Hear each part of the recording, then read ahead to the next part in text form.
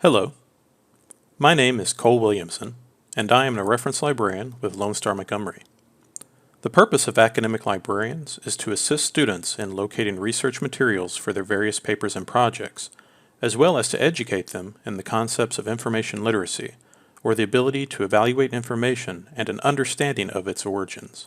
In your college courses, you will be asked to understand the origins and creation of academic level information, and use that to engage in academic conversations in various fields. What do we mean by the term academic conversations? Well, first, you are already unconsciously familiar with the structure of a conversation through your daily experiences. You engage in a variety of conversations, either in person, on social media, or in an academic lecture setting such as this.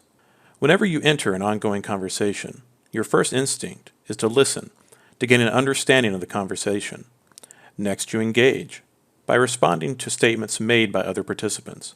And then finally, you contribute by moving the conversation forward with your own ideas. Looking at this table, we can see how the structure of a conversation is carried out in an academic context.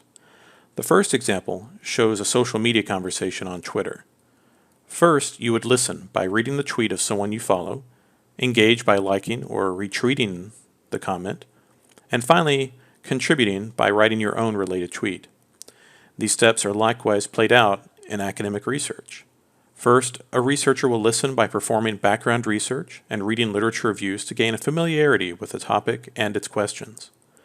Next, a researcher will engage by conducting their own research by using critical thinking to combine existing concepts into new questions. Finally, they contribute by using that research to write and publish a paper, thus furthering the conversation in that field. Some steps that a researcher can use when they listen or perform background research are to have an understanding of what the major topics of the field are. Is there a consensus or an overwhelming agreement by experts within the field on certain questions? And finally, what are the current questions or ideas still up for debate or that require more data? While performing background research, it's important for the researcher to understand the concept of authority. This is not the meaning necessarily that we apply with the phrase the authorities, but instead denotes a level of recognized knowledge in a subject. There are different types of authority. The first and most common is subject expertise, or someone who possesses some combination of education and experience in a field that lends weight to their ideas. An astrophysicist writing a blog about star formations could be considered authoritative, while the same person writing on economic theory would not, and vice versa. Likewise, someone who has gardened for 20 years would have more authority than a beginner, but less than someone with a degree in agricultural science who publishes their experiments. The second type of authority is societal position, and would include elected officials who have access to as yet unreleased or confidential information that provide additional knowledge. The final form of authority is special experience. These are individuals who have lived experience of an event or condition not commonly lived through. Examples could include an astronaut speaking about their spacewalk, a person with sensory disabilities speaking of their condition, or the survivor of a natural disaster. Evaluating authority is a necessary skill for any researcher. While properly vetting information can give your academic conversation influence, poorly sourced data can likewise hurt your credibility both in your current and future arguments.